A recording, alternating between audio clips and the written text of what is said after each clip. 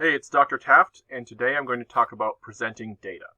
The first thing I'm going to talk to you about is the distinction, if any, between figures, charts, and graphs. Or charts, figures, and graphs, as it says in the syllabus. So what do I mean by charts, figures, and graphs? Well, each of these has a slightly different definition. If you look at chart, for example, the etymology of that comes from the Greek word for a papyrus leaf, and here's some papyrus and stuff on it.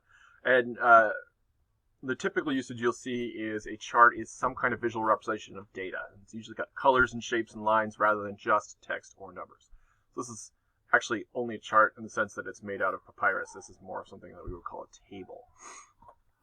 Now a figure, the etymology of that is more just the word for shape, and that is one of the more general terms. It could mean anything that's like an illustration. It could be a photograph, a map, a drawing, or a chart like we talked about before.